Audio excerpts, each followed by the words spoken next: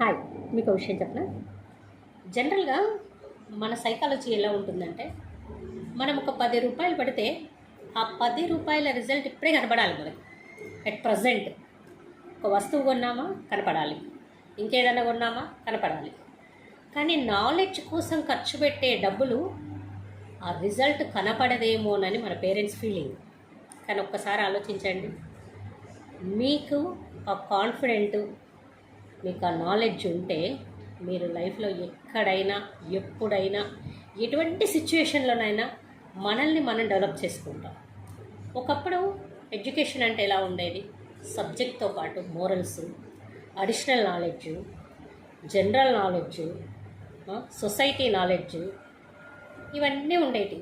కానీ ఇప్పుడు ఐఐటీలు, ర్యాంకులు, మార్కులు, కాంపిటీషన్లు, రన్నింగ్ రేసులు, ఓకే, ఇవన్నీ అవసరమే, కాదని నేను అన్నాను. కానీ ఇవన్నీ ఉన్న లైఫ్లో చాలామంది ఫెయిల్ అవుతున్నారు. ఎందుకు? అదే లైఫ్ స్కిల్స్.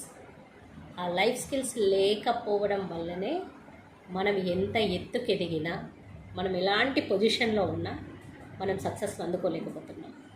ఒక చిన్న ప్రాబ్లం మనల్ని ఇబ్బంది పెడుతుంది, పక్కన వాళ్ళు ఒక చిన్న మాట అనగానే మనం ఇబ్బంది పడిపోతాం, లేదా సొసైటీలో మనల్ని మనం ప్రజెంట్ చేసుకునే విషయంలో వెనుకబడిపోతుంటాం. మనకున్న ఇన్ఫీరియారిటీ వెనక్కి లాగుతుంటుంది. నీకు సబ్జెక్ట్లో 90 మార్కులు వస్తే ఏం లాభం?